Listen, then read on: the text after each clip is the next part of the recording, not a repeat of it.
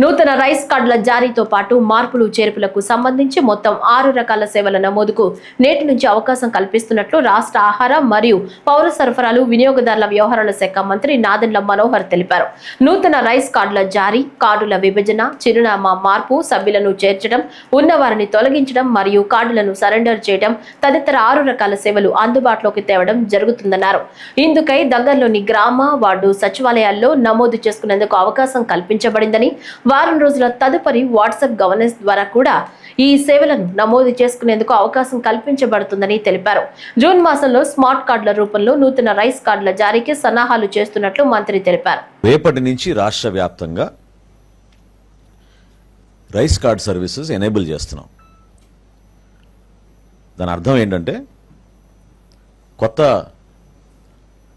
Rice card కోసం దరఖాస్తు చేసుకోవచ్చు. అదేవిధంగా ఒక కుటుంబంలో స్ప్లిట్టింగ్ ఆఫ్ రైస్ కార్డు కూడా పర్మిట్ చేస్తున్నాం. అదనంగా కుటుంబ సభ్యులు చేరినప్పుడు మెంబర్ ఎడిషన్, కుటుంబ సభ్యుల్ని యాడ్ చేసుకునే సౌకర్యం కూడా కల్పిస్తున్నాం.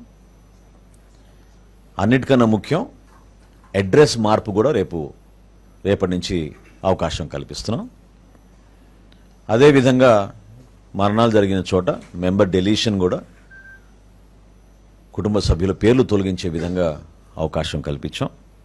చివరిగా గతంలో మీ అందరికీ తెలుసు, ఈ సందర్భంగా గుర్తు చేస్తున్నాను, గౌరవ ప్రధానమంత్రి నరేంద్ర మోడీ గారి పిలుపు మేరకు దేశవ్యాప్తంగా చాలామంది పౌరులు ఎవరైతే అర్హత లేనివారు ప్రభుత్వం నుంచి సబ్సిడీ పొందుతున్నారో గ్యాస్ సిలిండర్ల పైన స్వచ్ఛందంగా వాళ్ళని ముందుకొచ్చి వాళ్ళ పేర్లు డీరిజిస్టర్ చేసుకోమని ఆయన కోరిక మేరకు దేశం మొత్తం కూడా ఒక అద్భుతమైన కార్యక్రమం జరిగింది.